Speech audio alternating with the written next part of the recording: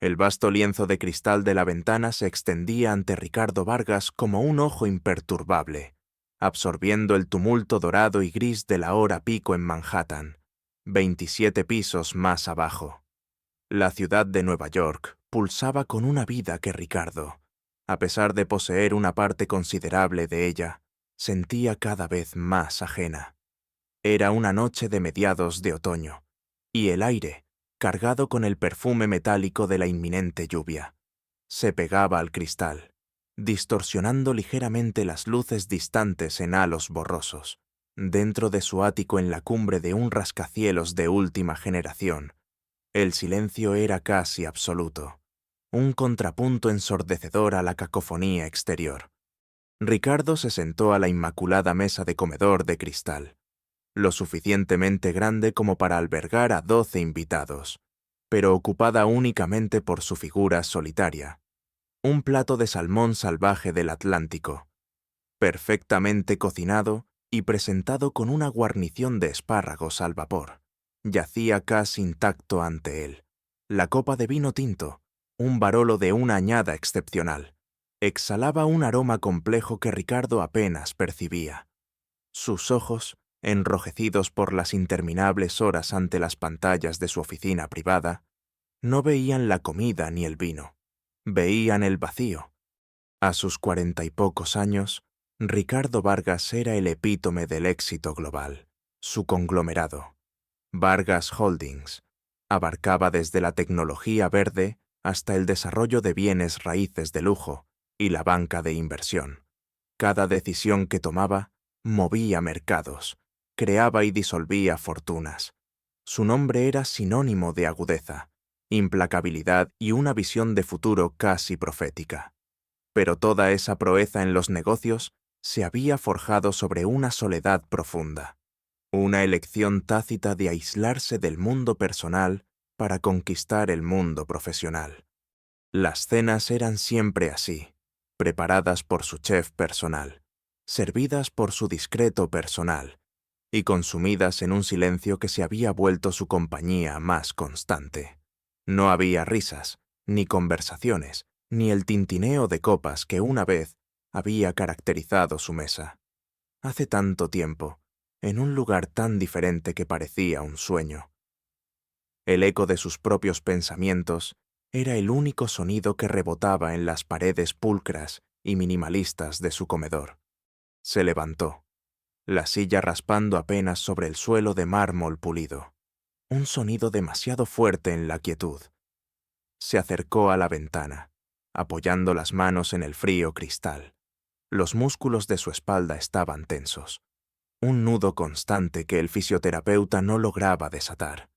Su rostro, marcado por líneas de expresión que no eran de alegría, sino de concentración y tensión, reflejaba la luz lejana de la ciudad. Era un hombre bien conservado, con el cabello oscuro salpicado de plata en las sienes, y una mirada que, aunque cansada, conservaba la intensidad de un depredador. Pero esta noche, la intensidad estaba dirigida hacia adentro. La vida de Ricardo era una coreografía precisa de reuniones de la junta directiva, llamadas de conferencia transcontinentales, negociaciones de alto riesgo y vuelos en su jet privado. Cada minuto estaba programado. Cada interacción tenía un propósito. No había lugar para la espontaneidad, para la debilidad, para los recuerdos, o eso había creído él. Hace 15 años, Ricardo había llegado a Nueva York con poco más que la ropa puesta, una ambición desmedida y un corazón roto. Había prometido no mirar atrás, no permitir que el pasado lo frenara, y lo había logrado. Había construido un imperio desde cero, superando obstáculos inimaginables, trabajando hasta el agotamiento. El dinero había sido su escudo, su arma, su consuelo, pero ahora, con el imperio consolidado, el escudo comenzaba a sentirse pesado, la arma inútil contra el vacío que sentía, y el consuelo se había desvanecido. Volvió a la mesa, empujó el plato a un lado con un suspiro y tomó su teléfono satelital, programado para no recibir llamadas no esenciales. Tecleó un mensaje a su asistente para cancelar la cena para los próximos días. Necesitaba estar solo. O al menos no tener la pretensión de una comida regular. La idea de un sándwich en su oficina, trabajando hasta tarde, era extrañamente más atractiva que otra cena fantasmal. Mientras el cielo exterior se oscurecía aún más, Ricardo sintió un temblor. No era el edificio, sino algo en su interior, una vieja canción, un olor a tierra mojada, el sonido de una voz olvidada. Eran ecos del pasado que, por mucho que los intentara sofocar con el trabajo, persistían, lo estaban llamando, y la voz se hacía cada vez más fuerte. La mañana siguiente amaneció gris y lluviosa. Ricardo ya estaba en la calle a las 6 de la mañana, saliendo de su edificio de apartamentos de lujo para dirigirse a su oficina en el centro de la ciudad. Su limusina blindada esperaba, su chofer abriéndole la puerta con una reverencia casi imperceptible. Ricardo, envuelto en un abrigo de cachemira oscuro, con su paraguas de diseño en la mano, se dispuso a entrar. Justo en ese momento, un grito ahogado detuvo su paso. A unos 10 metros, una anciana con un paraguas demasiado pequeño y un bolso de compras desbordante de verduras acababa de tropezar en el bordillo mojado. Sus rodillas fallaron y cayó aparatosamente sobre el charco de agua de la acera, sus compras esparciéndose en un colorido desastre. Las manzanas rodaron por la acera, los tomates se aplastaron contra el cemento y las hojas de lechuga se pegaron al asfalto mojado. La gente a su alrededor, con prisa por llegar a sus destinos en la hora pico, apenas le prestó atención. Algunos lanzaron miradas de lástima, otros de irritación por la obstrucción. Nadie se detuvo. Los taxis salpicaban agua al pasar, ignorando a la figura postrada. El chófer, acostumbrado a la eficiencia inquebrantable de Ricardo, ya tenía la mano en el pomo de la puerta del coche, esperando que su jefe se subiera y continuaran su ruta preestablecida. Tenían una reunión de alto perfil en 40 minutos. Pero Ricardo no se movió. Sus ojos, acostumbrados a escanear gráficos financieros y proyecciones de mercado, se fijaron en la anciana. Su cabello gris, empapado por la lluvia, se pegaba a su frente. Sus lentes estaban torcidos y un gemido de dolor escapó de sus labios mientras intentaba, en vano, levantarse por sí misma. Había algo en su vulnerabilidad, en el abandono de la multitud, que golpeó una fibra sensible en Ricardo, una fibra que creía haber extirpado hacía mucho tiempo. «Espere», dijo Ricardo. Su voz, aunque baja, tenía una resonancia de autoridad que hizo que su chófer se enderezara de inmediato. Sin un segundo de duda, Ricardo cerró su propio paraguas y se apresuró hacia la anciana. Su chófer, inicialmente desconcertado, lo siguió, pero Ricardo ya estaba agachándose. El suelo estaba mojado y sucio, pero a Ricardo no le importó. Se arrodilló junto a la anciana, su impoluto abrigo tocando el charco. «¿Está usted bien, señora?», preguntó Ricardo. Su voz era más suave de lo que se permitiría ser en una sala de juntas. Su preocupación era genuina. La anciana, con la vista borrosa por las lágrimas y la lluvia, parpadeó. «Oh, mi rodilla», murmuró, «y mis manzanas, de...» «No se preocupe por las manzanas», dijo Ricardo con una pequeña sonrisa, una expresión rara en su rostro endurecido. «Primero, vamos a asegurarnos de que usted esté bien». Con una fuerza sorprendente para su edad, Ricardo la ayudó a sentarse. Luego, con una gentileza inesperada para un hombre de negocios implacable, la levantó con cuidado, apoyándola con firmeza. La anciana gimió un poco, pero se mantuvo de pie. Aunque cojeando, Ricardo le ofreció su propio paraguas de diseño. «Tenga esto», dijo, abriéndolo sobre ella para protegerla de la lluvia que ahora caía con más fuerza. «Mi chófer la llevará a su casa, o a un médico si lo necesita, Y no se preocupe por sus compras. Le enviaremos algunas nuevas. La anciana lo miró, sus ojos nublados por la edad, pero con una claridad sorprendente. «Oh, joven, usted es un ángel», dijo. Su voz temblaba de gratitud. «Dios lo bendiga». Ricardo simplemente sonrió, una sonrisa genuina que le llegó a los ojos. Dio instrucciones rápidas a su chofer para que se asegurara de que la anciana estuviera segura. Y luego, empapado por la lluvia, se apresuró de regreso a su limusina. Se sentó en el asiento trasero, sacando un pañuelo de seda para secarse las gotas de lluvia de la cara. El chofer lo miró a través del espejo retrovisor, una expresión de asombro apenas contenida en su rostro. Nunca había visto a Ricardo Vargas desviarse así de su itinerario, y mucho menos arrodillarse en la calle por un extraño. Pero Ricardo no notó su sorpresa. Una extraña calidez se había encendido en su pecho, un sentimiento que no había experimentado en años. Había sido un pequeño acto, un desvío insignificante en su apretada agenda, pero el genuino agradecimiento en los ojos de la anciana había valido más que cualquier acuerdo multimillonario. Este momento Save the Cat no solo mostraba su humanidad, sino que también comenzaba a resquebrajar el muro que había construido alrededor de su corazón. De vuelta en su oficina, Ricardo se cambió a una camisa seca y se sumergió en los números. Pero a medida que la mañana avanzaba, una extraña inquietud lo invadió. Su mente. Normalmente una máquina bien engrasada de cálculo y estrategia. Seguía volviendo a esa sensación, la calidez, el agradecimiento. Era el tipo de sentimiento que había enterrado bajo capas y capas de ambición. Un recordatorio de quién había sido antes de que el mundo y la vida lo endurecieran. Cerca del mediodía, un mensaje apareció en su bandeja de entrada. Un antiguo contacto de su país natal, un historiador jubilado al que había financiado discretamente un proyecto de conservación cultural. Le había enviado una pequeña muestra de su trabajo de archivo. Ricardo hizo clic en el adjunto con un vago interés.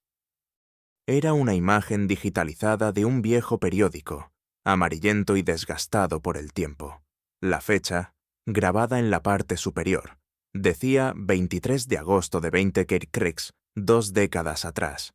El titular principal era sobre un festival de la cosecha en su pueblo natal, San Gabriel. Ricardo Vargas sintió un nudo en el estómago. San Gabriel. Hacía años que no pensaba en ese nombre, al menos no conscientemente. Había borrado cada recuerdo, cada rastro de su vida allí. O eso creía. Desplazó la imagen, y entonces la vio. Una foto en blanco y negro, granulada, pero inconfundible. En el centro de la imagen, sonriendo, con una guirnalda de flores en el pelo y un vestido sencillo de algodón, estaba Sofía. Su Sofía, joven, radiante, con esa sonrisa que podía iluminar cualquier habitación. A su lado, un hombre joven, con una gorra de béisbol girada hacia atrás y una sonrisa descarada.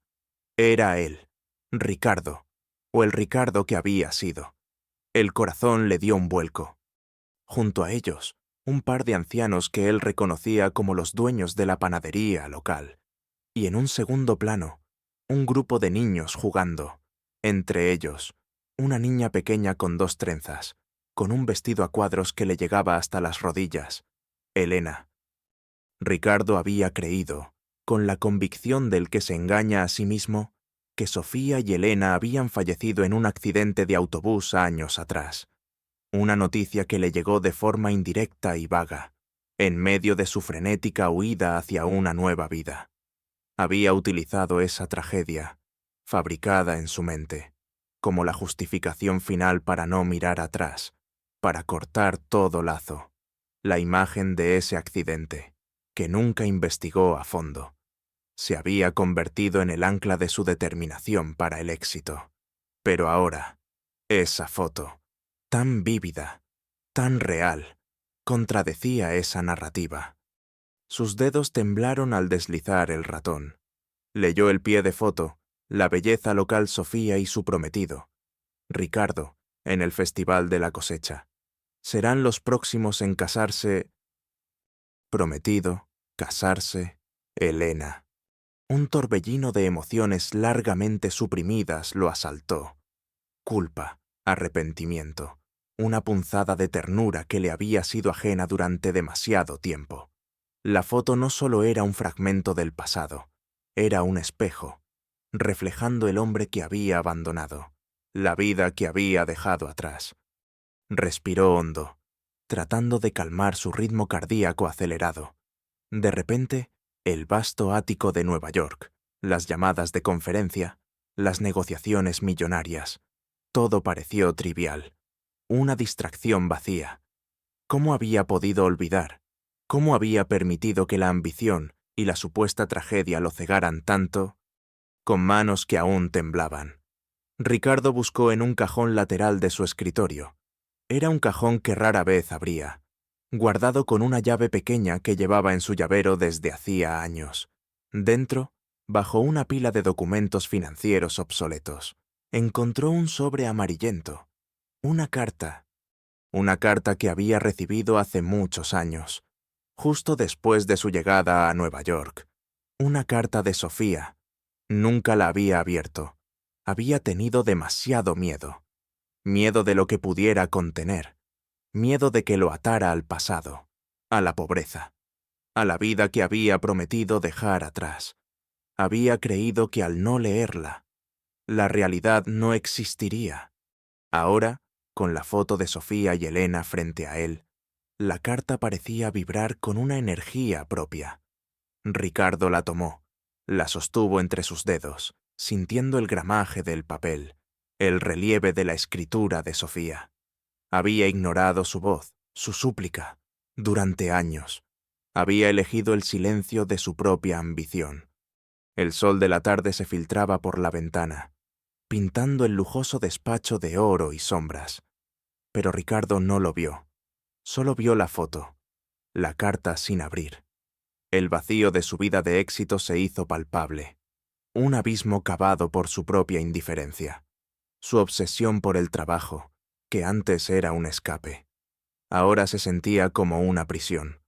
La soledad, que antes toleraba, ahora era un castigo autoimpuesto. La chispa de curiosidad que había plantado la foto se convirtió en una hoguera. Una pregunta persistente comenzó a crecer en su mente, eclipsando todas las demás. ¿Qué había sido de Sofía y Elena? ¿Cómo estaban? Y si, a pesar de sus propias creencias, aún seguían vivas. Esta inquietud lo carcomía, la imagen de la anciana cayendo en la calle, el pequeño acto de bondad. Y ahora, esta foto. Eran las grietas en su armadura, los recordatorios de que había una parte de él que no podía ser silenciada por el dinero o el poder. La soledad se había vuelto insoportable. Necesitaba saber. Necesitaba respuestas. El pasado, que tanto se había esforzado por enterrar, había resurgido, y esta vez exigía su atención. La decisión, aunque no formulada por completo en su mente, ya estaba germinando. Era una verdad incómoda, un eco del pasado que Ricardo había intentado silenciar, pero que ahora resonaba con una fuerza ineludible. La carta sin abrir y la foto eran las semillas de su retorno. Una promesa tácita de que el Ricardo de antes, el hombre de San Gabriel, aún vivía dentro del magnate de Nueva York y estaba a punto de despertar. El penthouse de Ricardo, normalmente un santuario de eficiencia silenciosa, vibraba ahora con una tensión que podía casi tocarse. El aire, denso con la expectativa de millones, se cortaba con la fría luz de los monitores que proyectaban gráficos y cifras en constante movimiento. Ricardo Vargas, inmaculado en su traje hecho a medida, presidía la videollamada que lo conectaba con los titanes financieros de Tokio. Londres y Dubái estaban en la fase culminante de la adquisición de Global Dynamics, un acuerdo que, de concretarse, añadiría miles de millones a su ya inmensa fortuna y cimentaría aún más su leyenda en el mundo de las finanzas. Sus ojos, antes velados por la melancolía, brillaban ahora con la aguda concentración de un halcón. Cada palabra, cada gesto, era calculado para ejercer presión, para dominar. Mis socios, comenzó Ricardo, su voz firme y resonante, proyectándose sin esfuerzo a través de los continentes. Hemos llegado a un punto de inflexión. La oferta final de Vargas Holdings es inmejorable. Les aseguro que esta alianza no solo duplicará sus carteras, sino que redefinirá el panorama energético global. Una sonrisa apenas perceptible, de depredador satisfecho, se dibujó en sus labios. Al otro lado de la pantalla, los rostros tensos de los inversores comenzaban a relajarse. Algunos asentían, otros se miraban con aprobación. La victoria estaba a su alcance, a solo unos segundos de distancia. Justo en ese instante, el teléfono satelital que mantenía exclusivamente para emergencias críticas vibró sobre la mesa de cristal. Era un modelo antiguo, programado para rechazar cualquier llamada que no fuera de una lista de contactos extremadamente restringida su asistente personal y el jefe de seguridad global. Sin embargo, la pantalla mostraba un número desconocido, un prefijo que Ricardo reconoció vagamente como de su país natal, pero que no pertenecía a ninguno de sus contactos actuales. Ricardo frunció el ceño. Era una interrupción inaudita, una que su asistente nunca habría permitido. Desvió la mirada hacia el teléfono. La conversación en la videollamada continuaba, ajena a su distracción momentánea. Los segundos se estiraron. La lógica le decía que lo ignorara, que se concentrara en los miles de millones que estaban en juego. Pero algo en la insistencia del timbre, algo primario y perturbador, lo instó a contestar. Era como si el destino mismo hubiera extendido una mano fría y lo hubiera agarrado por el cuello. Con un gesto casi imperceptible, Ricardo deslizó el dedo por la pantalla y acercó el auricular a su oído, aún manteniendo el contacto visual con sus contrapartes en la videollamada, asintiendo a sus comentarios, dando la apariencia de que estaba completamente involucrado. «Vargas», dijo con sequedad, su voz aún teñida de la autoridad de la negociación. Al otro lado de la línea, hubo un silencio momentáneo, luego una voz áspera, apenas un susurro, como si la persona estuviera respirando con dificultad o escondida. Era una voz anciana, ronca y cargada de urgencia. «Ricardo, ¿eres tú Ricardo Vargas?» El nombre, pronunciado con ese acento familiar, resonó en los oídos de Ricardo como un eco de un pasado que había intentado enterrar. Su cuerpo se tensó. «Sí, soy yo. ¿Quién habla? ¿Cómo ha conseguido este número?» Su tono era tajante, casi agresivo. La voz se quebró, entrecortada por lo que parecían ser sollozos o respiraciones agitadas. «No tengo mucho tiempo. No me conoces, pero te conozco a ti y a Sofía». El nombre de Sofía golpeó a Ricardo con la fuerza de un puñetazo en el estómago. El mundo a su alrededor se desdibujó. Los rostros de los inversores en la pantalla, las cifras parpadeantes, el lujo de su oficina. Todo se volvió una niebla distante. Solo existía esa voz, esa palabra. «Sofía, ¿de qué está hablando ella?» «Ella murió hace años», dijo Ricardo. Su voz, para su propia sorpresa, ya no era tan firme. Había una fisura de duda, un atisbo de miedo, en su tono. «No, Ricardo, no está muerta, ni Elena». La voz tembló. «Están vivas, en San Gabriel, pero...» La voz se quebró de nuevo, y Ricardo tuvo que esforzarse para escuchar. «Están sufriendo, están maltratadas por tu propia familia». La mención de Elena fue el segundo golpe, el nombre de su hija, a quien había intentado borrar de su memoria como parte de la supuesta tragedia. ahora lo taladraba. ¿Vivas y maltratadas por su familia? Una incredulidad furiosa lo invadió. Esto tenía que ser una estafa, un intento de extorsión. ¿Quién podría creer una historia tan descabellada? «¡Esto es un error!», espetó Ricardo, su voz ahora gélida. «Está mintiendo. ¿Quién le ha pagado para decir esto?» «No miento, Ricardo. Sé cosas que solo tú y Sofía podríais saber. El collar que le regalaste antes de irte, las iniciales grabadas en el viejo roble junto al río, el secreto del escondite de tus ahorros en la pared del viejo granero. Cosas que solo ustedes dos sabían. Cada detalle era una daga.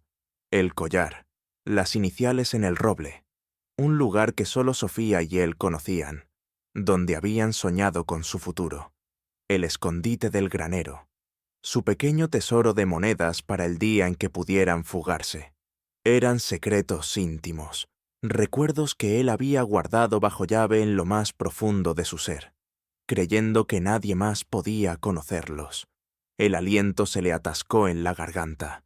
La incredulidad se resquebrajaba, dando paso a un terror frío y una furia naciente. Los inversores en la videollamada, al ver la repentina palidez y la tensión en el rostro de Ricardo, comenzaron a murmurar entre ellos. Uno de ellos preguntó: «Señor Vargas, ¿está usted bien? ¿Tenemos un problema técnico?» Ricardo ni siquiera los escuchó. Su mente, una vez dedicada a la adquisición de Global Dynamics, ahora estaba atrapada en un torbellino de recuerdos y posibilidades. «Dígame, ¿quién es usted y por qué me llama ahora?» «No puedo decirte quién soy, Ricardo, no puedo. Tengo miedo. Ellos, tu hermano y su esposa, son crueles. Han convertido a Sofía y a Elena en sus sirvientas. Las han despojado de todo. Viven como mendigas. Por favor, Ricardo, tienes que venir. Tienes que ver lo que han hecho. Necesitan tu ayuda». La voz se rompió en un sollozo. «Vienen. Tengo que colgar. Por favor, Ricardo. Ellas te necesitan». Y entonces la llamada se cortó abruptamente. El silencio en el auricular fue más ensordecedor que cualquier ruido. Ricardo bajó lentamente el teléfono, sus ojos fijos en la pantalla de la videollamada. Los inversores lo miraban, sus rostros confusos.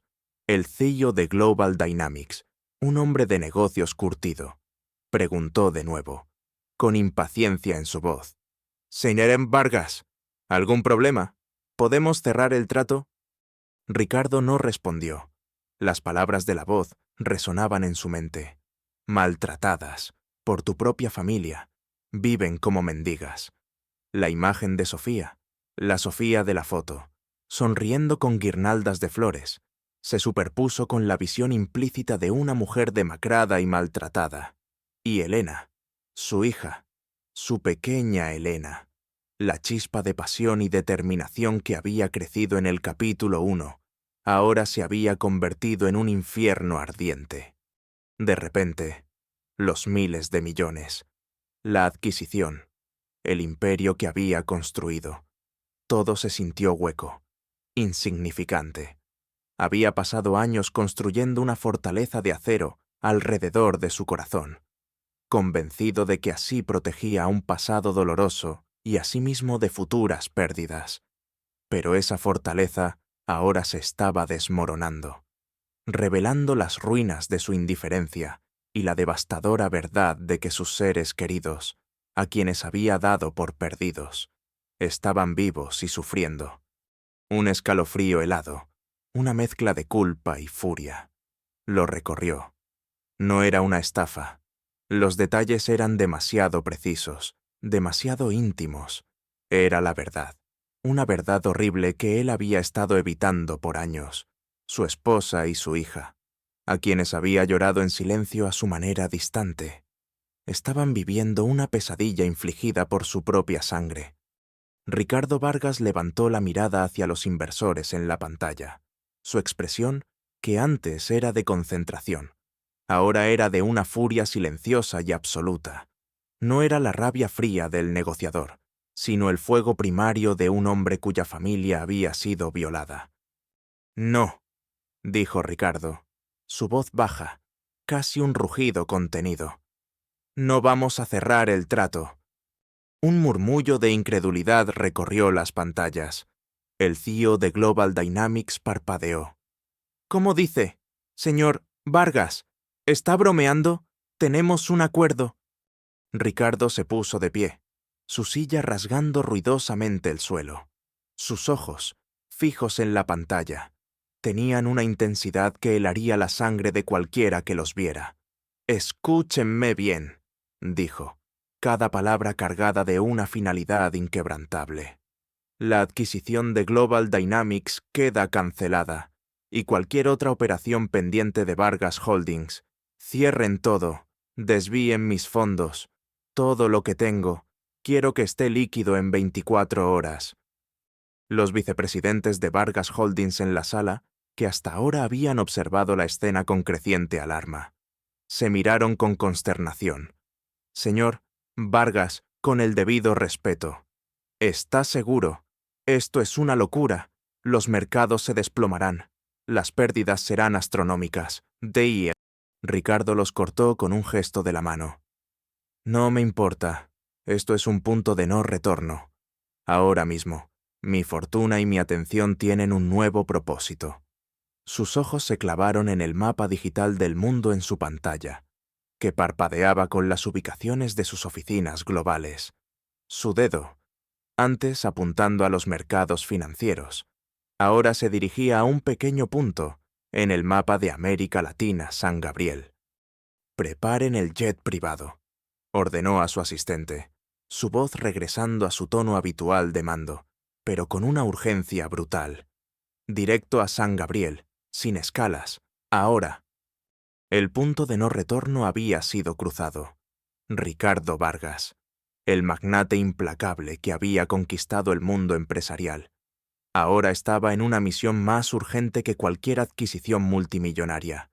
No iba de regreso para construir un nuevo imperio, sino para desmantelar una injusticia, para luchar por lo que le quedaba de su alma, la jet privada, que antes era un símbolo de su lujo y poder.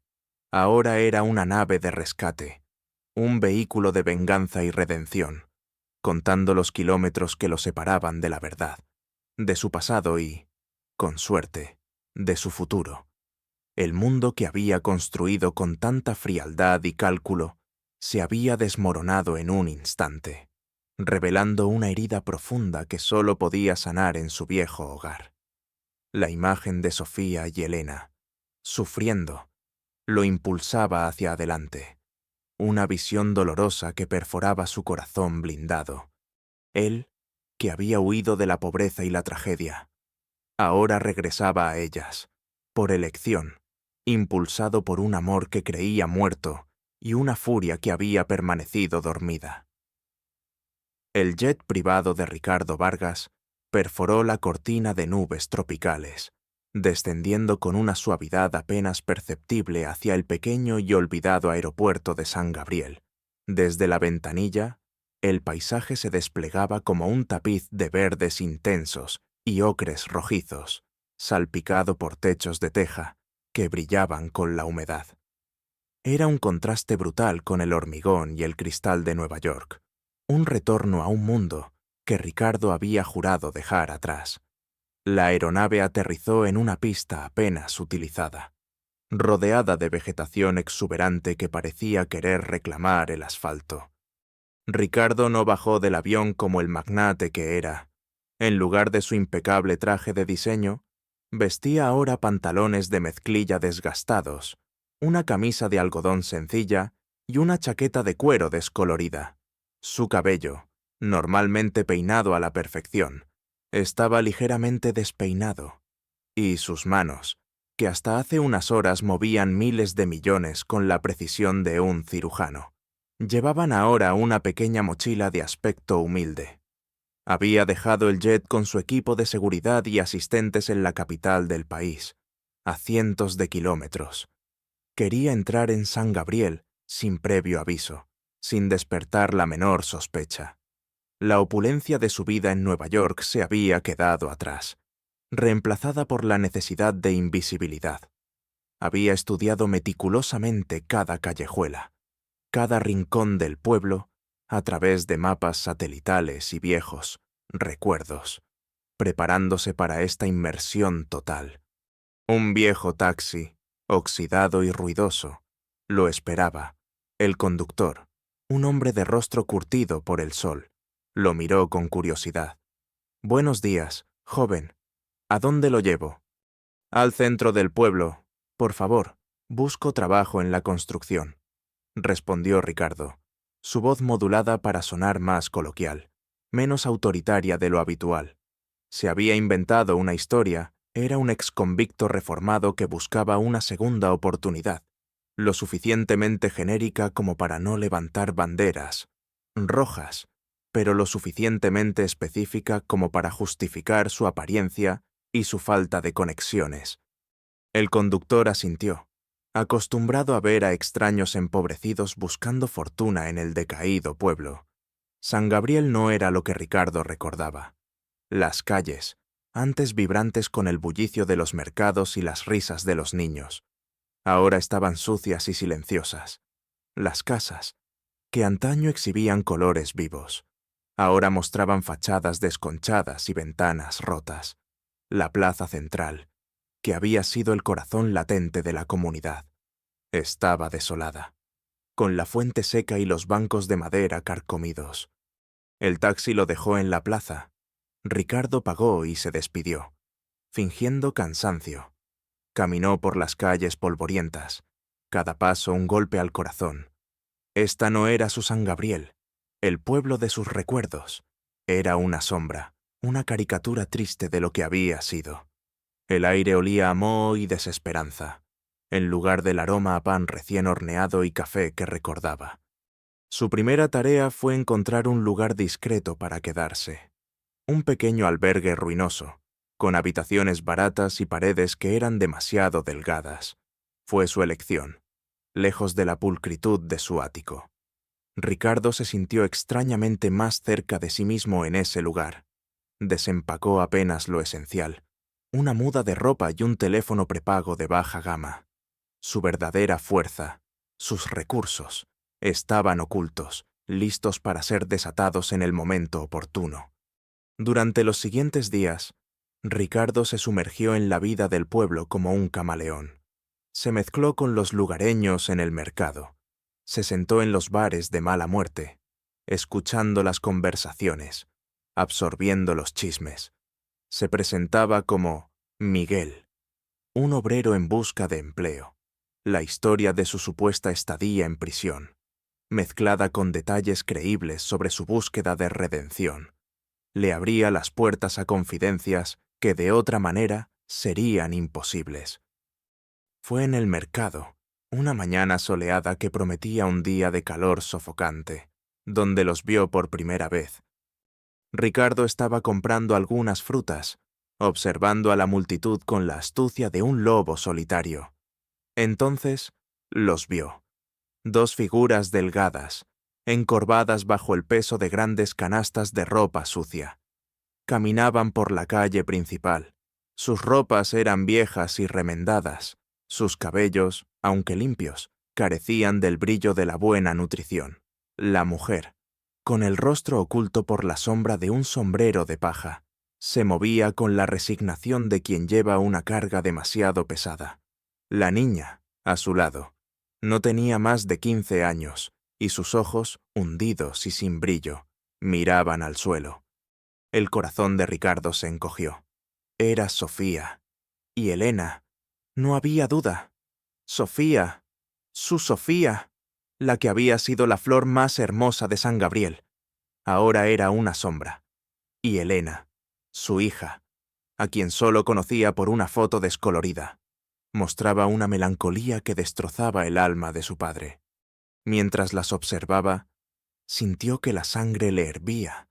No podían estar viviendo así, no cuando él tenía miles de millones a su disposición.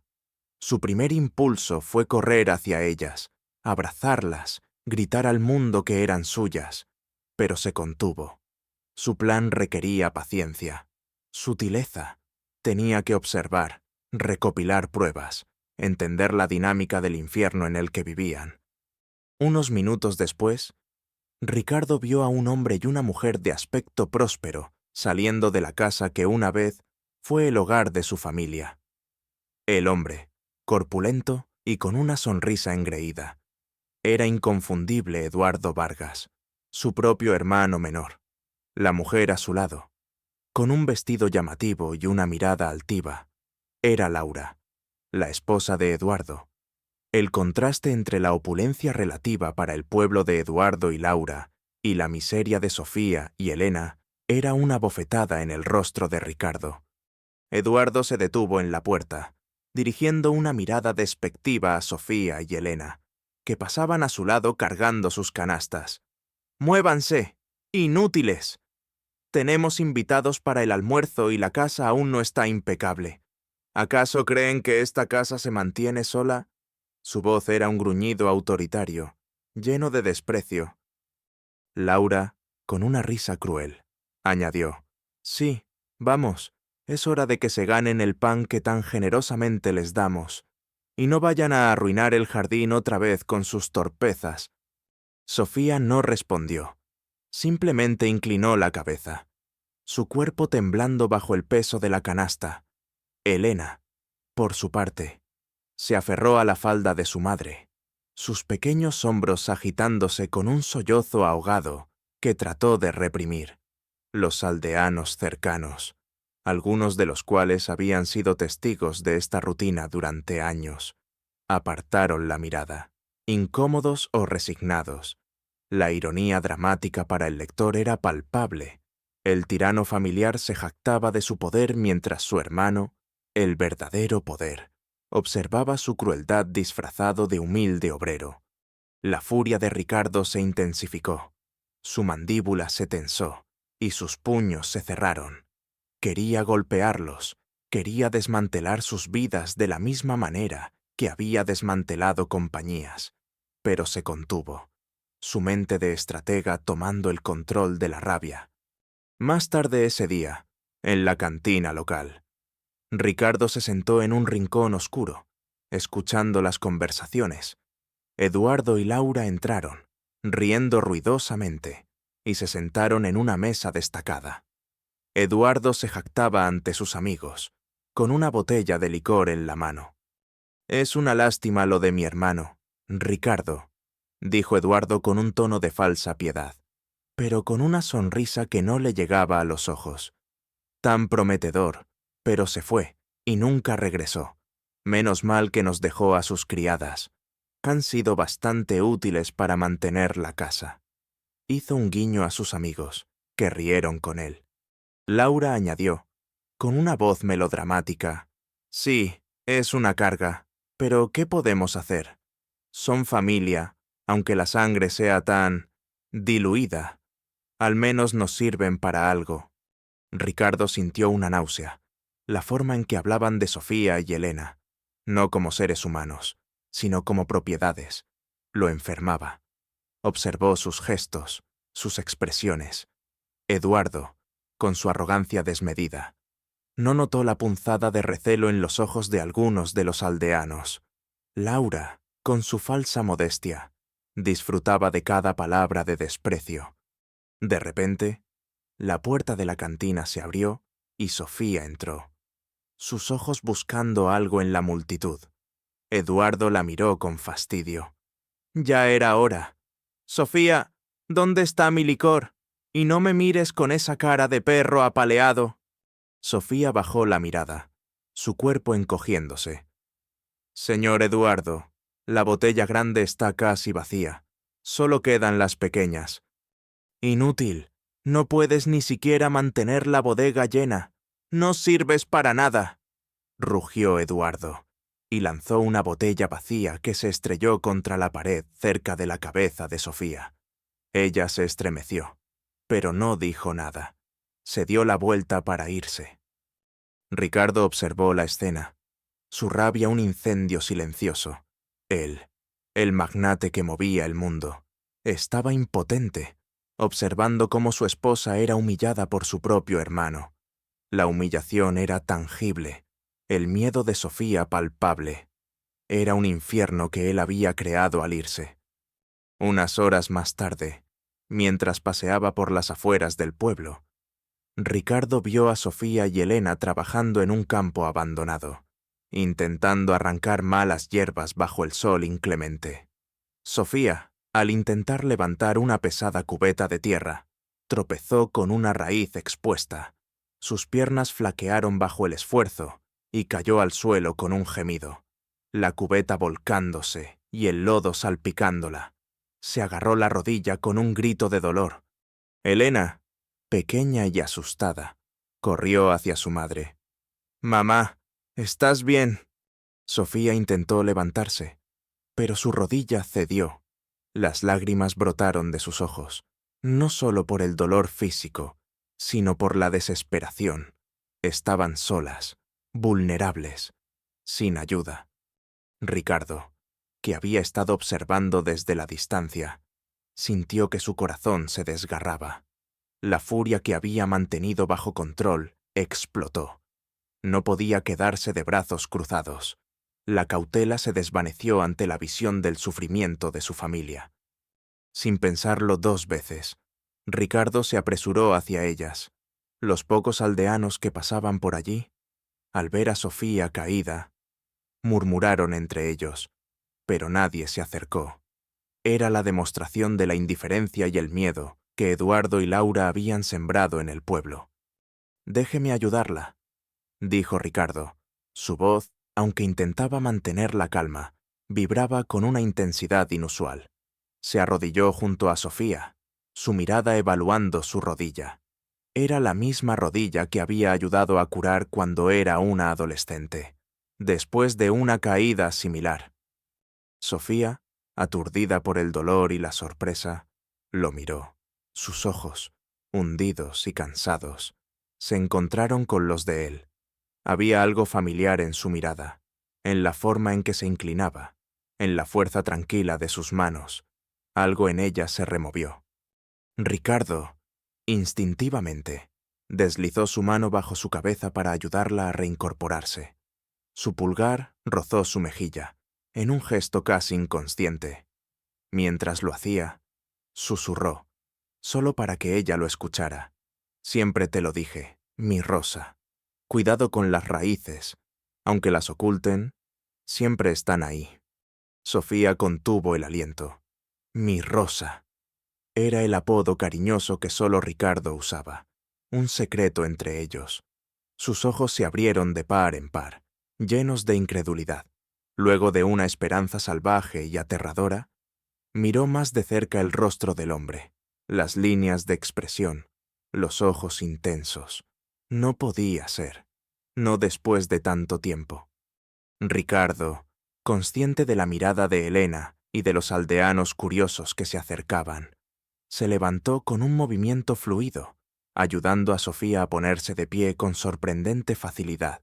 A pesar de su herida, la fuerza en sus brazos, la seguridad de su agarre, sorprendió a Sofía. Él, el magnate, el hombre de negocios implacable, había mostrado una fortaleza física y una compasión que no se esperaría de un obrero. Esta fue su primera revelación involuntaria de su poder, no financiero, sino personal. En ese momento, Eduardo y Laura aparecieron a lo lejos, alertados por el revuelo. Los vieron. «¿Qué pasa aquí?», gritó Eduardo, su voz retumbando en el campo. «Otra vez, Sofía, demostrando tu inutilidad». Ricardo se volvió para mirarlos, sus ojos fijos en Eduardo. La furia que sentía era inmensa, pero su rostro permaneció impasible. «Parece que la señora ha tenido un accidente», dijo con calma, su voz ahora un poco más grave, un poco más autoritaria, lo suficiente como para notarse. «¿Necesita un médico?» Laura soltó una risa sarcástica. «Oh, ¿y quién eres tú, extraño, para dar órdenes aquí?» Ella no necesita nada más que un poco de disciplina. Ricardo no respondió a Laura. Mantuvo su mirada en Eduardo, una mirada que el hermano de Ricardo, a pesar de su arrogancia, encontró incómoda. Hubo un breve, casi imperceptible momento de reconocimiento en los ojos de Eduardo, una chispa de duda, antes de que la negara con una sacudida de cabeza. No podía ser. Ricardo estaba muerto, o al menos eso es lo que había dicho. No te metas en asuntos familiares, obrero, dijo Eduardo con desprecio, intentando recuperar el control. Esto no es de tu incumbencia. Ricardo simplemente sonrió, una sonrisa fría y calculada. Todo en este pueblo es de mi incumbencia ahora, murmuró, lo suficientemente bajo como para que solo Sofía lo escuchara. Ella lo miró, sus ojos llenos de preguntas sin respuesta, pero también de una chispa de esperanza que no había sentido en años. Laura y Eduardo, aunque se burlaron del extraño y su intromisión, se retiraron con una punzada de incomodidad. La forma en que el obrero había interactuado con Sofía, la autoridad en su voz, la fuerza en sus movimientos, todo era inusual. Había una presencia en él que no encajaba con su apariencia, la semilla de la sospecha y el miedo. Había sido plantada en sus mentes. Ricardo se aseguró de que Sofía pudiera caminar. Le dio algunas instrucciones sencillas para su rodilla y luego, con una última mirada a Elena, se alejó. Su mente, antes consumida por la rabia, ahora estaba enfocada en el plan. Había visto suficiente. Había confirmado la verdad más allá de toda duda. La venganza comenzaría, y sería un desmantelamiento sistemático. El juego había empezado. La decisión estaba tomada. La furia de Ricardo se había transformado en una fría y calculada determinación. Había visto la verdad, y ahora era el momento de la acción. El pueblo de San Gabriel, que alguna vez había sido un refugio de recuerdos nostálgicos, se había convertido en un campo de batalla simbólico para Ricardo Vargas.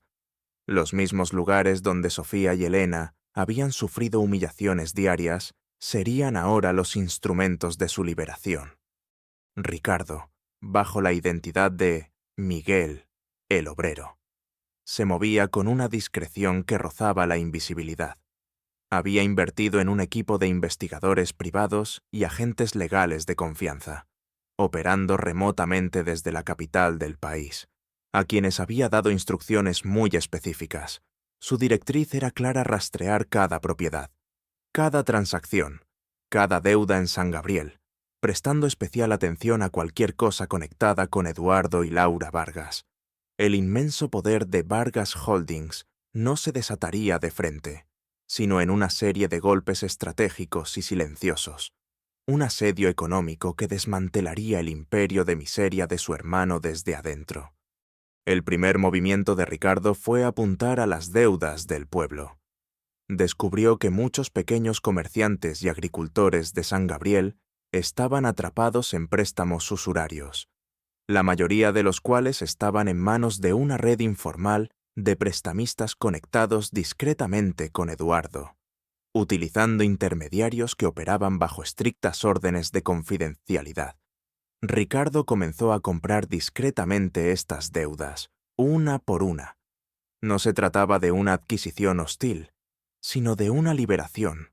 Los comerciantes, al ver sus deudas misteriosamente canceladas o transferidas a un benefactor anónimo con condiciones de pago imposibles de rechazar, sentían un alivio que no habían experimentado en años. Comenzaron a hablar del extraño generoso que había llegado al pueblo, un rumor que se extendía como un murmullo de esperanza. ¿Quién es ese hombre?, se preguntaban los aldeanos en las tiendas y en la plaza. Nadie ha ayudado al pueblo así en años. Mientras tanto, Ricardo observaba, veía las caras de asombro de los pequeños propietarios cuando sus papeles de deuda eran anulados. El rumor de un inversor foráneo interesado en revitalizar el pueblo, comprando tierras y ayudando a los endeudados. Crecía. Eduardo y Laura. Inicialmente, no le prestaron mucha atención. Creían que era un forastero sin importancia, un simple soñador con dinero limitado. Su arrogancia les impedía ver el peligro que se cernía sobre ellos. El siguiente paso fue la tierra. Ricardo descubrió que Eduardo había estado manipulando los registros de propiedad y aprovechándose de la desesperación de los agricultores, comprando sus tierras a precios irrisorios, a menudo amenazándolos con ejecuciones hipotecarias orquestadas por sus contactos en el banco local. Ricardo, a través de sus agentes, comenzó a adquirir estas tierras hipotecadas a precios de mercado justos, o incluso superiores, ofreciendo a los agricultores la oportunidad de recuperar sus propiedades. Los contratos se redactaban meticulosamente para asegurar que Eduardo no pudiera intervenir. Los campos que Sofía y Elena trabajaban incansablemente bajo el sol implacable. Ahora se convertían en parte del tablero de ajedrez de Ricardo. La soledad del héroe era abrumadora. Ricardo, el magnate, el hombre de poder, se sentía más aislado que nunca. No podía revelar su verdadera identidad a nadie, ni siquiera a Sofía. Cada vez que la veía, su corazón se retorcía. La veía cargar agua del pozo, sus ropas sucias y su rostro cansado. La veía a ella y a Elena lavando ropa en el río, sus manos enrojecidas y agrietadas por el frío. Hubo una tarde en que las vio sentadas en el porche de su antigua casa, Elena intentando leer un libro roto, mientras Sofía remendaba la ropa de Eduardo y Laura. Las veía reír, un sonido raro y débil, y supo que su espíritu no estaba completamente roto, pero la imagen de su sufrimiento lo carcomía. La tentación de correr hacia ellas, de terminar el juego y abrazarlas, era casi insoportable, pero sabía que si revelaba su identidad demasiado pronto, Eduardo y Laura podrían desaparecer, o peor aún, intentar hacerles daño a Sofía y Elena como último acto de venganza. La justicia, pensó Ricardo, debe ser completa y sin fisuras. Cada pieza del rompecabezas tenía que encajar a la perfección. Los días se convirtieron en semanas. La presión aumentaba para Eduardo y Laura. La afluencia de dinero en efectivo en el pueblo. Los rumores de tierras siendo compradas y deudas canceladas. Comenzó a erosionar su control. Eduardo se volvió más irritable, más paranoico. Se les escuchaba quejándose de la mala suerte y de que alguien estaba interfiriendo en sus negocios. «¡Estos tontos! ¿De dónde sacan el dinero ahora?», gritaba Eduardo a Laura una noche en la cantina, su voz subiendo de tono. «Creía que los tenía a todos comiendo de mi mano». Laura, siempre más astuta que su marido, había comenzado a sospechar. «Hay un extraño en el pueblo, Eduardo, ese que ayudó a Sofía. Parece que tiene algo diferente. No encaja con su historia de ex-convicto». Había visto la mirada en los ojos de Ricardo, la forma en que se movía, la autoridad innata que no podía disfrazar por completo. La amenaza inminente se materializó cuando Eduardo y Laura, en un intento desesperado por consolidar sus últimos bienes y mantener su control sobre Sofía y Elena, decidieron que era hora de despojarlas de lo último que les quedaba a la casa familiar de Ricardo. La casa que, por derecho, pertenecía a Sofía y Elena. Una tarde, Ricardo estaba sentado en un banco en la plaza, observando a Elena jugar con un perro callejero, un raro momento de inocencia en su dura vida. De repente, vio a Eduardo y Laura salir de la casa, seguidos por Sofía y Elena. Eduardo llevaba un rollo de papeles en la mano, y su rostro estaba retorcido por una sonrisa cruel. «Sofía, es hora de poner fin a esta farsa», gritó Eduardo. «Hemos decidido vender la casa. Ya no podemos mantenerte a ti y a la niña. Necesitamos el dinero, y tú vas a firmar los papeles de traspaso». Sofía palideció. Pero esta es la casa de Ricardo. Nuestra casa. Su voz era apenas un susurro. Laura se acercó, su rostro un de maldad. Tonterías, Ricardo nos la dejó a nosotros cuando desapareció, por su irresponsabilidad. Y además, ¿quién querría vivir en una choza vieja como esta? Si no firmas, te echaremos a la calle. Tendrás que mendigar en la carretera. ¿Y Elena? Bueno, Elena tendrá que buscarse la vida. La amenaza contra Elena fue una punzada en el corazón de Ricardo. Él, el hombre que movía economías enteras, estaba obligado a ver y escuchar cómo su hija era amenazada. «No, por favor», suplicó Sofía, las lágrimas brotando de sus ojos. «No tenemos a dónde ir». «Tienes 24 horas», dijo Eduardo, dejando caer los papeles a los pies de Sofía. «Si no firmas para mañana al mediodía, estarás en la calle, y Elena irá al orfanato del distrito. Ya tenemos todo arreglado». Eduardo y Laura se dieron la vuelta, riendo, dejando a Sofía y Elena solas en la calle, con los papeles del traspaso de la casa a sus pies. Sofía se agachó y los recogió. Sus manos temblaban. Elena la abrazó, sollozando en silencio. Ricardo, oculto en la sombra del árbol más grande de la plaza, sintió una rabia helada. La presión del tiempo había llegado. Eduardo y Laura habían establecido un plazo, una cuenta regresiva. Su astucia, su paciencia, su disfraz, todo sería puesto a prueba en las próximas horas. Tenía 24 horas para desmantelar la injusticia, para exponer la verdad, para salvar a su familia. El ajedrez del destino había llegado a su punto más crítico. Las piezas estaban en movimiento, y el tiempo se estaba agotando. Ricardo Vargas, el magnate, el padre, el esposo, estaba listo para hacer su movimiento final. La cuenta regresiva había comenzado. 24 horas. La amenaza de Eduardo y Laura, lanzada con tanta crueldad, resonaba en la mente de Ricardo como un gong funerario. El tiempo se había vuelto un adversario tangible. Cada minuto un granito de arena que se escurría por el reloj de arena.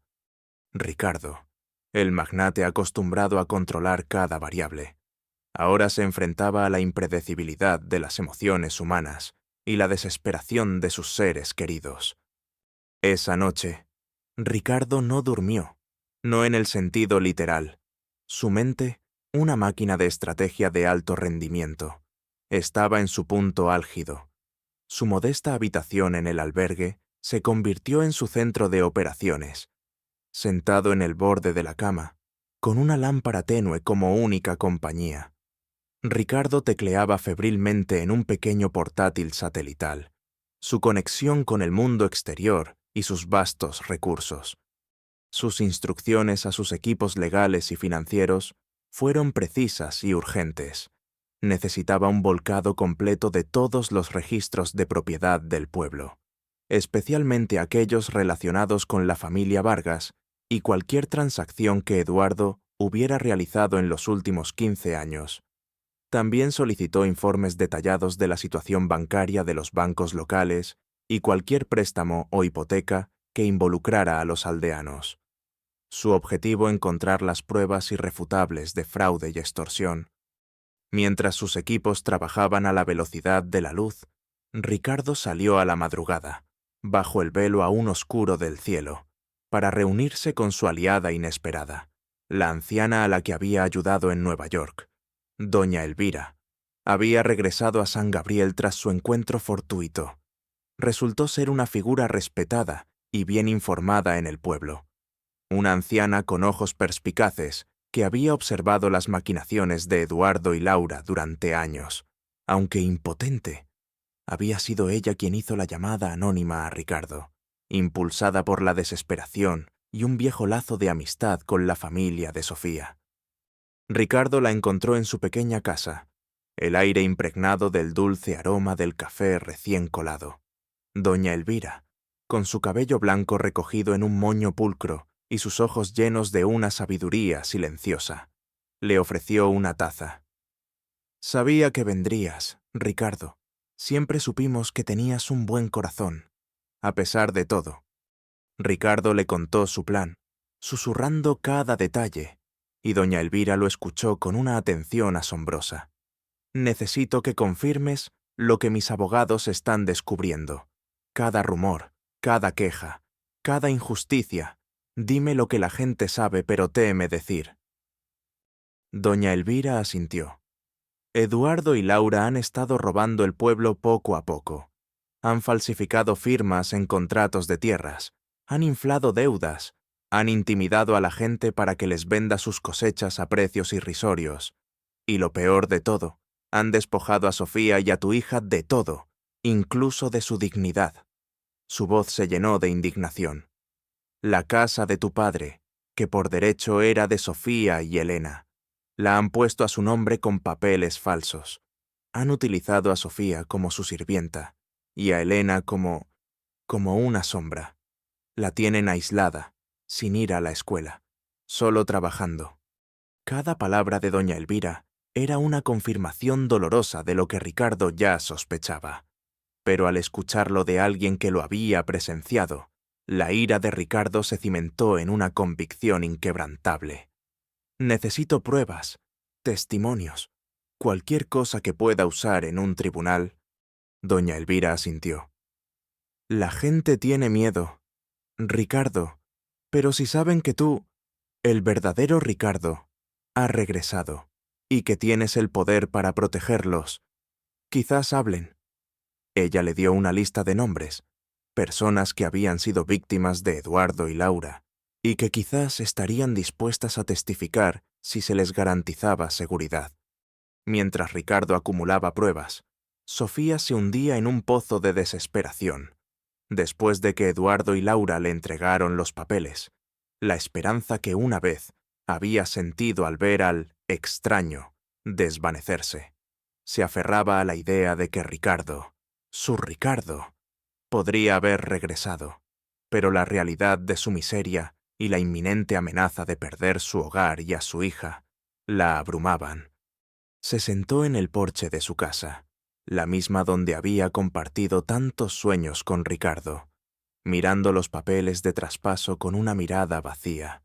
Sus manos temblaban mientras Elena, con sus ojos grandes y tristes, se acurrucaba a su lado. «Mamá, ¿qué vamos a hacer?», susurró Elena. «No quiero irme de aquí». Sofía abrazó a su hija, las lágrimas silenciosas, rodando por sus mejillas. «No lo sé, mi amor, no lo sé». El rostro del extraño cruzó su mente, la calidez de sus manos, el apodo secreto. ¿Habría sido un sueño? Una ilusión nacida de su desesperación. La realidad de su situación era demasiado dura para permitirse falsas esperanzas.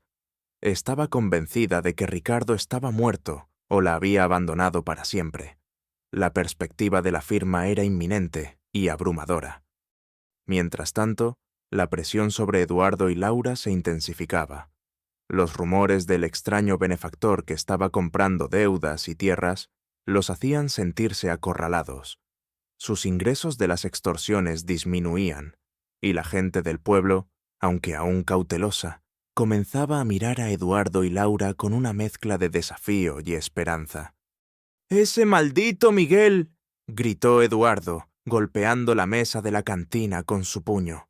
«Está arruinando nuestros negocios. Tenemos que hacer algo». Laura, con una astucia malévola, ideó un plan.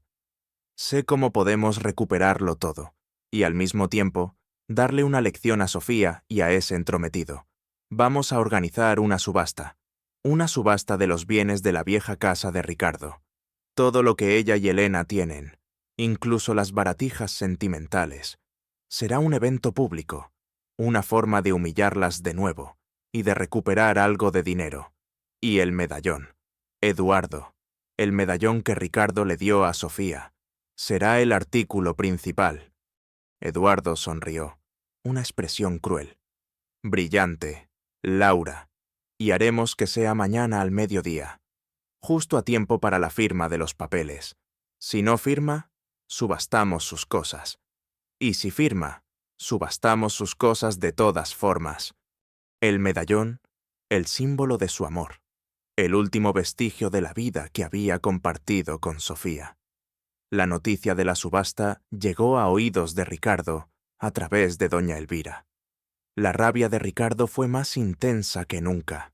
No solo querían despojar a Sofía y Elena de su hogar, sino que también querían profanar sus recuerdos, vender los pocos objetos que les quedaban como una burla pública. Era un acto de crueldad gratuita, diseñado para destrozar sus espíritus. Ricardo miró la hora en su reloj. Menos de 12 horas. El plan tenía que ejecutarse a la perfección. La subasta sería el escenario, la plaza del pueblo, el mismo lugar donde Sofía y Elena habían sido humilladas. Se convertiría en el teatro de su venganza y redención. Durante la noche, Ricardo y doña Elvira se reunieron con los aldeanos más valientes, aquellos que habían sido víctimas directas de Eduardo y Laura. Ricardo, aún bajo su disfraz, les habló con una voz tranquila pero firme. Les mostró algunas de las pruebas que había reunido, los documentos que probaban el fraude de Eduardo. Les prometió protección legal y financiera si testificaban. La esperanza, un sentimiento largamente olvidado en San Gabriel, comenzó a florecer en los coracios de los aldeanos. La presencia de Ricardo, la autoridad que emanaba, les dio el coraje que habían perdido. Mañana al mediodía, dijo Ricardo, la verdad saldrá a la luz y la justicia prevalecerá. Pero necesito que estén conmigo. Necesito que se atrevan a levantar la voz. La anciana a la que había ayudado en Nueva York, doña Elvira, era la pieza clave, no solo por su conocimiento del pueblo, sino por su red de contactos.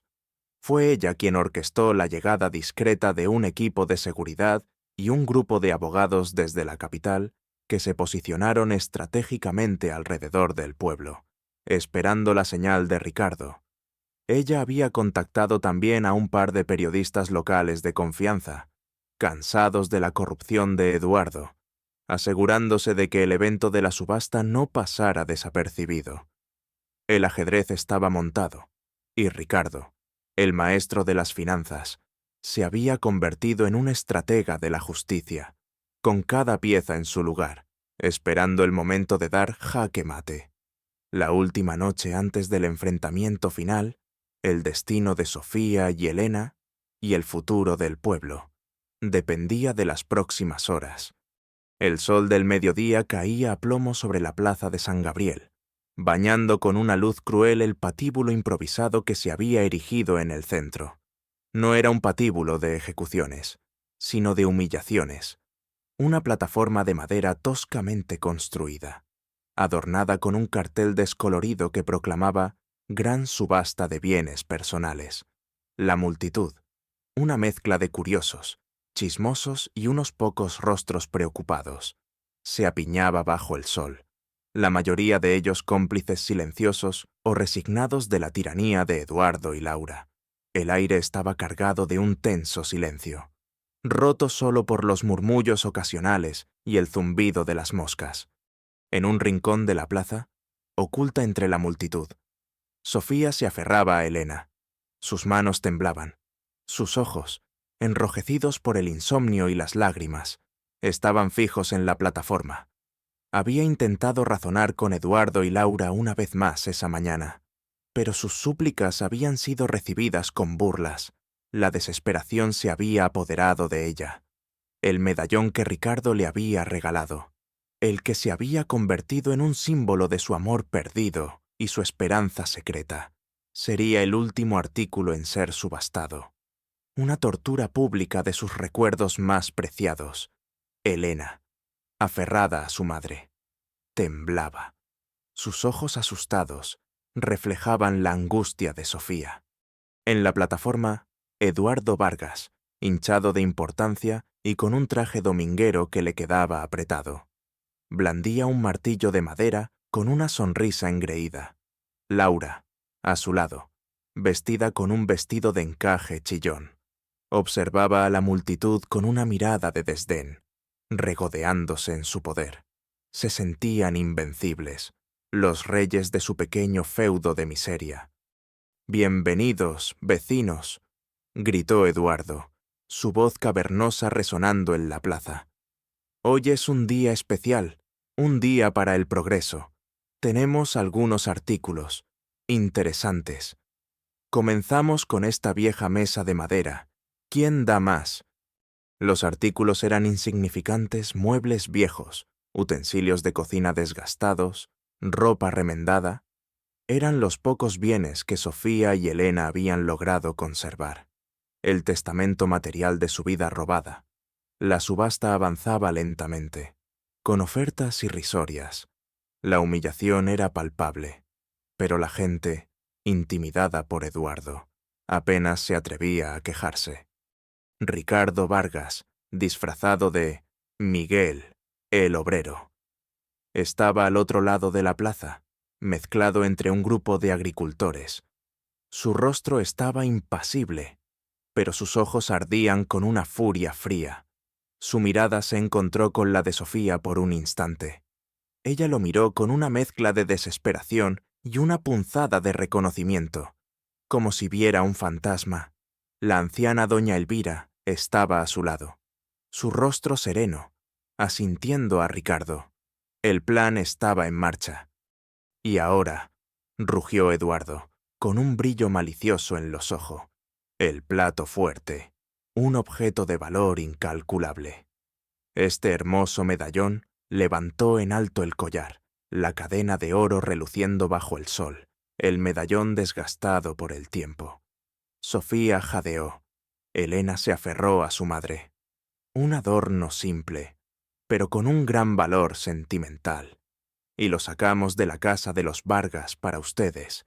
¿Quién da más por esta baratija de una vida de lujos que nunca existió? Eduardo se burló con desprecio. Los aldeanos se encogieron. Sabían el significado de ese medallón. Era el símbolo del amor de Ricardo por Sofía. Venderlo públicamente era el colmo de la crueldad. Justo cuando Eduardo estaba a punto de pronunciar el 1, 2, 3, un sonido inesperado rompió el silencio. Un estruendo sordo y creciente, como el rugido de un motor potente. Todos los ojos se volvieron hacia la entrada de la plaza.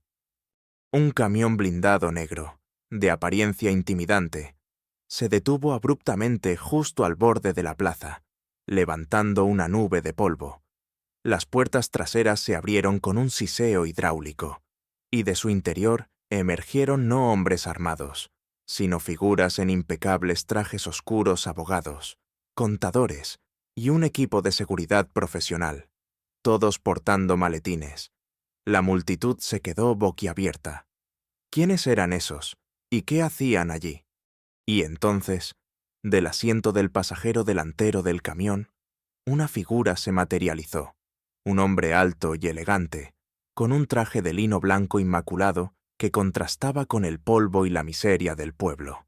Su cabello oscuro, impecablemente peinado, brillaba bajo el sol. Sus ojos, que hasta hace un momento habían estado ocultos bajo la capucha de un obrero, ahora brillaban con una intensidad acerada y una autoridad inconfundible. Caminaba con un propósito, con cada paso irradiando un poder que el pueblo nunca había visto. Era Ricardo Vargas. La multitud murmuró, los periodistas locales, que doña Elvira había alertado. Comenzaron a tomar fotos frenéticamente. Eduardo y Laura, en la plataforma, parpadearon con incredulidad. La sonrisa de Eduardo se desvaneció, reemplazada por una expresión de confusión. Luego de terror, Laura, con los ojos bien abiertos, se llevó una mano a la boca. Ricardo caminó directamente hacia la plataforma de la subasta. Su paso era pausado, pero inexorable. Se detuvo a los pies de la plataforma, levantando la vista para mirar a Eduardo a los ojos. En ese momento no había rastro del obrero Miguel. Solo estaba Ricardo Vargas, el magnate, el hombre al que habían creído muerto. «Eduardo», dijo Ricardo. Su voz, aunque tranquila, resonó con una autoridad que heló la sangre de su hermano. Era la voz del pasado, la voz que Eduardo había intentado borrar. Eduardo balbuceó, el martillo de madera cayendo de su mano y rodando por la plataforma. Ricardo, tú, no puede ser. Tú estás muerto. Muerto para ti, quizás, replicó Ricardo, su mirada gélida, pero vivo para la justicia. La multitud, que hasta entonces había estado muda, comenzó a murmurar con más fuerza. Es Ricardo Vargas, el hijo del viejo Vargas, pero no se fue hace años. Ricardo levantó la mano, pidiendo silencio, y milagrosamente, la multitud se calló. Sus ojos, llenos de dolor y furia contenida, recorrieron los rostros de los aldeanos. Luego se posaron en Sofía y Elena, que lo miraban con una mezcla de incredulidad y esperanza, aferradas la una a la otra. «Vecinos de San Gabriel», comenzó Ricardo, su voz ahora alzándose, clara y potente. «Hace 15 años, dejé este pueblo buscando una vida mejor. Cometí errores graves. Creí una mentira que me costó todo lo que amaba. Creí que mi esposa, Sofía, y mi hija, Elena, habían fallecido». Señaló a Eduardo y Laura con un gesto que no admitía réplica. Pero la verdad es que Sofía y Elena no murieron, vivieron, y durante 15 años, mientras yo construía un imperio en el extranjero, mi propio hermano, Eduardo Vargas, y su esposa, Laura, las mantuvieron cautivas, las despojaron de todo, las humillaron, las trataron como esclavas en su propia casa. Un murmullo de indignación recorrió la multitud. Los rostros de los aldeanos cambiaron. La sorpresa se convirtió en indignación. Muchos habían sospechado, pero ahora, la confirmación de la boca del propio Ricardo, el hijo del pueblo que había regresado como un gigante, era innegable. Los abogados de Ricardo subieron a la plataforma. Uno de ellos, un hombre de aspecto severo, abrió un maletín y sacó una pila de documentos. «Tenemos pruebas irrefutables, señores, documentos falsificados de traspaso de propiedades, contratos de deuda inflados, testimonios jurados de decenas de ustedes, ciudadanos de San Gabriel, que han sido víctimas del fraude y la extorsión de Eduardo y Laura Vargas». Cada palabra era un golpe. Los nombres de los testigos fueron leídos en voz alta, uno por uno, personas del pueblo que Ricardo, bajo su disfraz de Miguel, había animado a hablar. Los que estaban en la multitud que habían sido nombrados asintieron, sus rostros ahora llenos de una nueva valentía. La vergüenza que habían sentido al callar se transformaba en la dignidad de la verdad. Eduardo y Laura, pálidos como la cera, intentaron protestar. «¡Mentiras, calumnias!», gritó Laura, su voz estridente. «Mentiras», dijo Ricardo, su voz baja y peligrosa. «Aquí tengo los registros bancarios que muestran cómo transfirieron las cuentas de mi padre a su nombre, días después de que yo me fuera, sin autorización. Aquí están las escrituras de la casa de mi padre, falsificadas, y aquí el testimonio del hombre a quien le arrebataste la tierra, que te escuchó jactarte de que mis sirvientas eran un buen negocio». Ricardo se acercó a Sofía y Elena. Sus ojos se encontraron con los de Sofía. En sus ojos, Ricardo vio no solo el dolor del pasado, sino también el resplandor de la esperanza. Las manos de Ricardo, las mismas manos que habían curado su rodilla días antes, se extendieron. Sofía, con lágrimas corriendo por sus mejillas, dio un paso tentativo. Elena, al ver la expresión en el rostro de su madre, soltó su mano y con un grito de alegría, corrió hacia Ricardo. «¡Papá!», gritó Elena, abrazándose a sus piernas. Ricardo se agachó y la levantó en sus brazos, apretándola contra sí. Por primera vez en 15 años, sintió el calor de su hija, un calor que lo inundó y le rompió el corazón al mismo tiempo. Era un dolor dulce, el dolor del arrepentimiento mezclado con la alegría del reencuentro. Sofía, temblorosa, se acercó. Sus manos tocaron el rostro de Ricardo, rastreando las líneas, buscando al hombre que había amado. Las lágrimas corrían por su rostro mientras sus labios susurraban: «Ricardo, eres tú de verdad, eres tú». «Soy yo, mi Rosa», dijo Ricardo, su voz ronca por la emoción. «Y nunca más te dejaré sola». La abrazó a ella y a Elena en un abrazo que lo abarcaba todo, un abrazo de reencuentro y promesa. La multitud, al presenciar esta escena, pasó de la indignación a la emoción. Los murmullos se convirtieron en sollozos. Algunos aplaudieron tímidamente al principio. Luego los aplausos se hicieron más fuertes, un rugido de aprobación y alivio. Los rostros de las personas, que antes habían sido de indiferencia, ahora se contorsionaban con la empatía y la admiración. La vergüenza en sus caras por su pasividad se transformó en alegría por la justicia que se estaba sirviendo. El triunfo de Ricardo no era solo personal, sino una vindicación para todo el pueblo. En ese momento, las sirenas de la policía local sonaron a lo lejos. La policía, que hasta ahora había sido comprada o intimidada por Eduardo, se vio obligada a actuar debido a la presión de la multitud y la presencia de Ricardo y sus abogados. 2 patrullas se detuvieron junto al camión blindado. «Eduardo Vargas, Laura Vargas, quedan arrestados por fraude, extorsión y maltrato. Tienen derecho a guardar silencio». Las caras de Eduardo y Laura, hasta hace un momento llenas de arrogancia, ahora se retorcían con una mezcla de furia y puro terror. Sus ojos, inyectados en sangre, se posaron en Ricardo, el hombre al que habían despreciado y creído derrotado. Él, que había regresado de las cenizas para desmantelar su reinado de crueldad. Los agentes los esposaron públicamente, arrastrándolos fuera de la plataforma, mientras la multitud los abucheaba y les gritaba. Su caída era total, pública y vergonzosa. Ricardo Vargas, con Sofía y Elena en sus brazos, observó el final del reino de terror de su hermano. Había llegado el clímax. La verdad había sido desvelada, y la justicia había prevalecido. El sol de San Gabriel, que antes había iluminado la miseria, ahora brillaba sobre un nuevo comienzo, un renacimiento forjado en la adversidad y la redención. La plaza de San Gabriel, antes escenario de humillación y luego de catártica revelación, se había transformado en un lugar de alivio palpable. La multitud, dispersándose lentamente, dejaba tras de sí no un vacío, sino una sensación de ligereza. El aire, ya no denso con la opresión, parecía vibrar con una nueva promesa.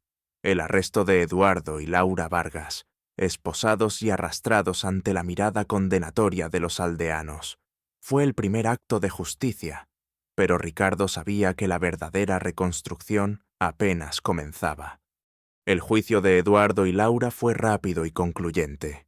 Dada la abrumadora evidencia que Ricardo y sus abogados habían reunido, se celebró en la capital, lejos de la influencia que los Vargas habían ejercido en San Gabriel. Los testimonios, presentados por los aldeanos que Ricardo había animado a hablar, pintaron un retrato sombrío de su reinado de terror, fraudes descarados, extorsiones sin piedad y el cruel maltrato infligido a Sofía y Elena. La anciana doña Elvira fue una testigo clave, su voz firme y sus ojos penetrantes desenmascarando la falsedad de Eduardo y Laura.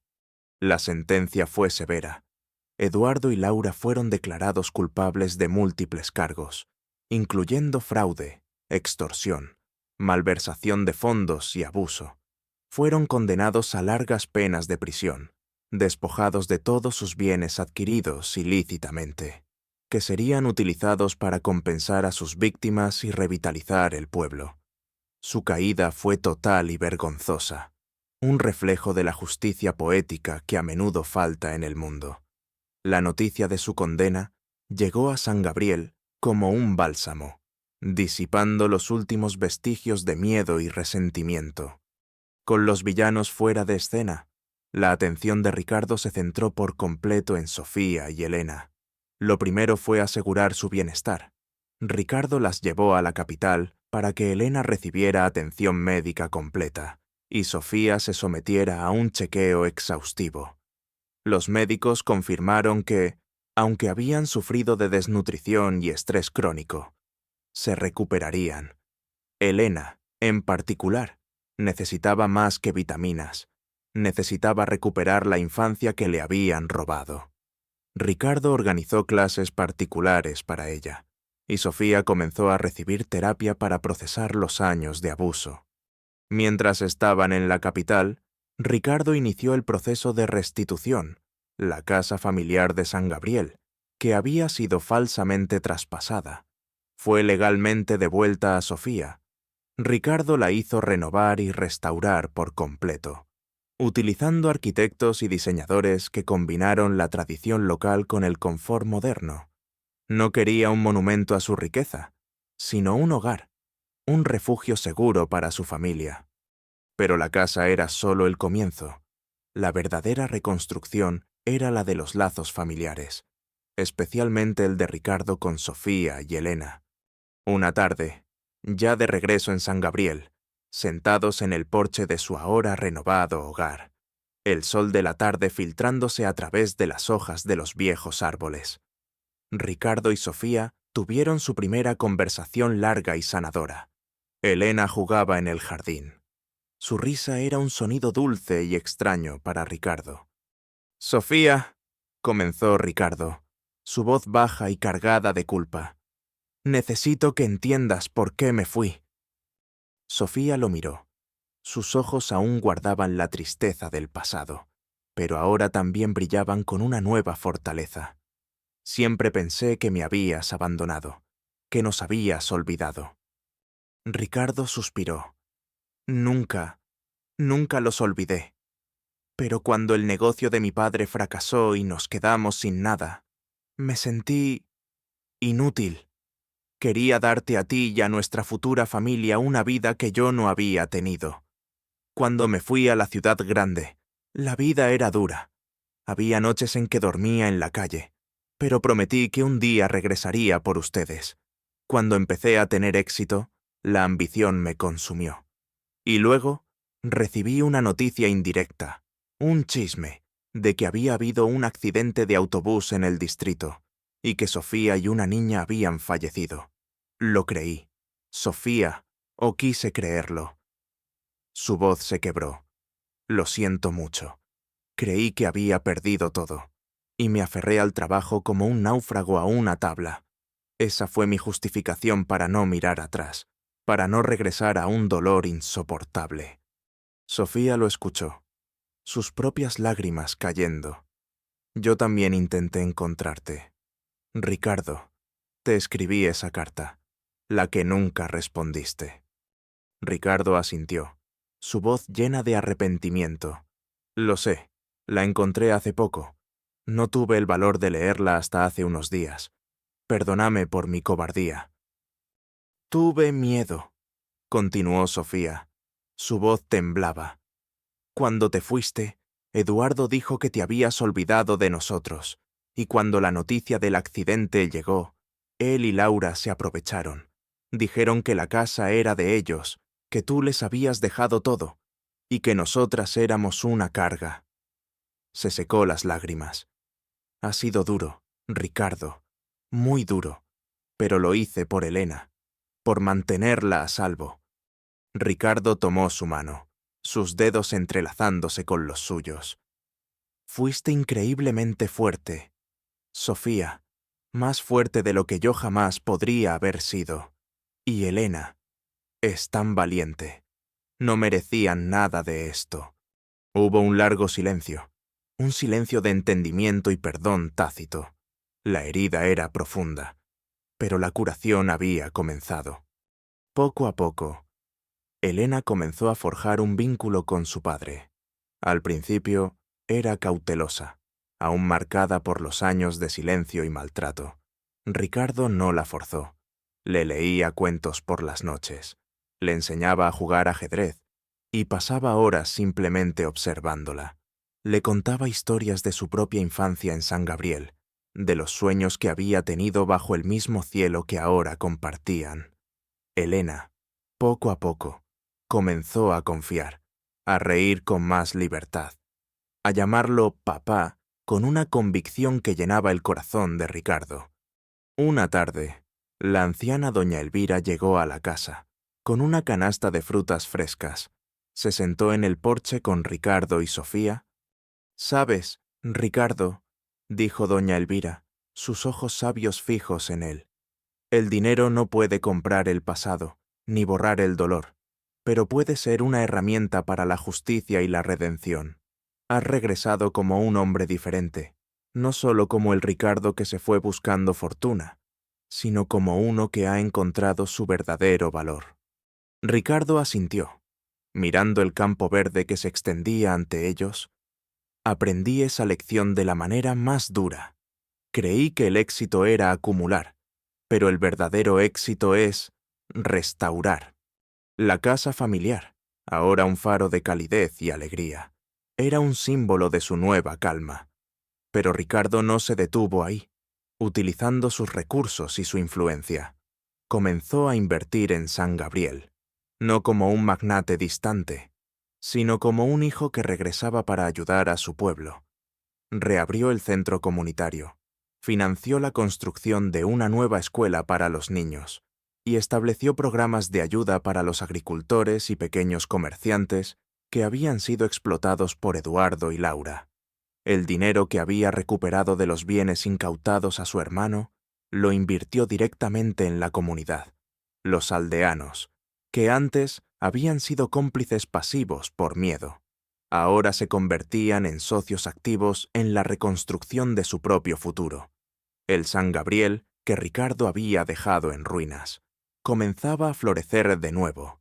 5 años después, el pequeño pueblo de San Gabriel ya no era la sombra lúgubre de su pasado. Los tejados brillaban con colores vibrantes, las calles estaban limpias y animadas, y la risa de los niños resonaba desde el recién construido parque central. El viejo mercado, antes desolado, ahora bullía de actividad, con agricultores y artesanos locales vendiendo sus productos. Era un lugar donde la esperanza había echado raíces profundas, cultivada con paciencia y una inversión que iba más allá del dinero.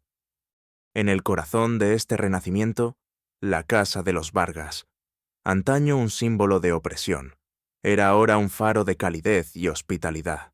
Desde su amplio porche, Sofía Vargas observaba el bullicio de la plaza. Su rostro, antes marcado por la tristeza, estaba ahora iluminado por una serenidad y una fortaleza que la hacían más hermosa que nunca. Su cabello, peinado con sencillez, brillaba bajo el sol. Había recuperado su vitalidad, dedicando su tiempo a diversos proyectos comunitarios. Dirigía un programa de alfabetización para adultos en el nuevo centro comunitario y coordinaba una cooperativa de mujeres que tejían artesanías tradicionales para venderlas en el mercado local, empoderando a otras en su comunidad.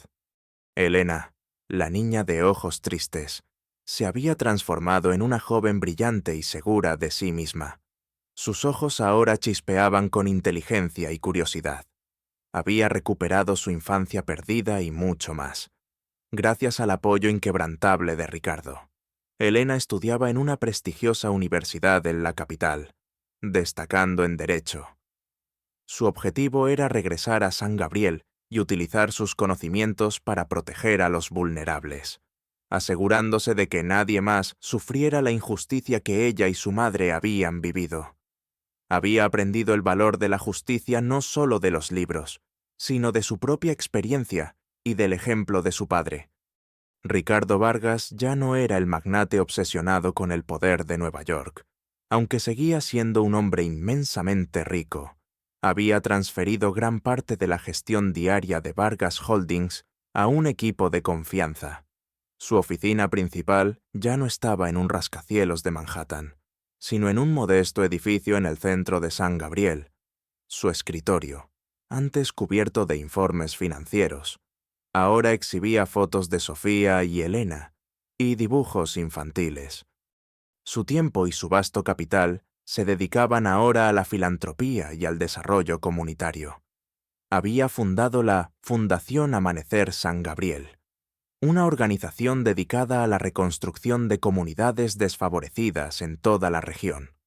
La fundación no solo ofrecía ayuda financiera, sino que también proporcionaba educación, atención médica y asesoramiento legal a quienes lo necesitaban.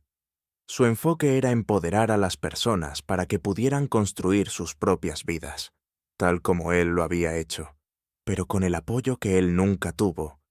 Una tarde, en el auditorio de la universidad donde Elena estudiaba, Ricardo dio una conferencia. La sala estaba llena de estudiantes, profesores y miembros de la prensa. Ricardo, de pie en el podio, no habló de finanzas ni de adquisiciones multimillonarias.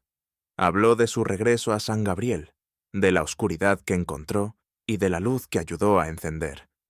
Creí que el éxito era acumular fortunas, dijo Ricardo, su voz resonando con una sinceridad que conmovió a la audiencia. Creí que la ambición me llevaría a la cima, pero descubrí que la cima estaba vacía si no tenía a quienes amaba a mi lado, y que la verdadera riqueza no está en lo que posees, sino en lo que das, en cómo usas tus dones para levantar a los demás. Continuó compartiendo la historia de Sofía y Elena, no como víctimas, sino como símbolos de resiliencia y coraje. Habló de la importancia de la justicia social, de la necesidad de que la juventud utilizara sus talentos no solo para su propio beneficio, sino para el bien común. En la primera fila, Elena, con su toga universitaria, y Sofía, con una sonrisa orgullosa, lo escuchaban, con lágrimas de felicidad en los ojos.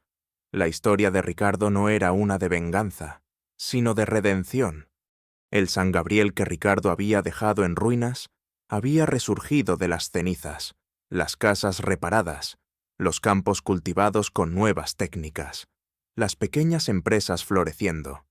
Era una comunidad que había encontrado su voz, que se había unido para construir un futuro mejor. Ricardo, de un magnate ausente y solitario, se había transformado en un benefactor amado, un hijo del pueblo que había regresado para sanar no solo a su familia, sino a toda su comunidad. La historia llega a su fin en un atardecer dorado, que pinta el cielo de San Gabriel con tonos de naranja y púrpura. Ricardo. Sofía y Elena caminan juntos por un sendero polvoriento que serpentea a través de un campo de girasoles recién sembrado. Sus cabezas doradas girando hacia el sol poniente. El aire huele a tierra mojada y flores. Las manos de Ricardo y Sofía están entrelazadas. Un pacto silencioso de amor y perdón. Elena camina entre ellos, su mano en la de cada uno. Su risa era el eco más dulce de todos. En el cuello de Sofía, el medallón de plata que Ricardo le había regalado hace tantos años brilla tenuemente. Un recordatorio silencioso de la oscuridad superada, del amor que había prevalecido y de la promesa de un nuevo amanecer que se había cumplido. El campo de girasoles se extiende hasta donde alcanza la vista. Cada flor, un pequeño sol, girando hacia la luz, símbolo de la resiliencia del pueblo y de la familia que, contra todo pronóstico, había encontrado la paz y la felicidad al ayudarse mutuamente y, a su vez, ayudar a otros. Si esta historia conmovió tu corazón, si te recuerda que el coraje puede alterar los destinos y que la luz siempre encuentra un camino incluso en la oscuridad más profunda, por favor, deja un comentario. Comparte esta historia con aquellos que necesitan inspiración. Dale me gusta, suscríbete y activa la campana para no perderte nuestras próximas historias.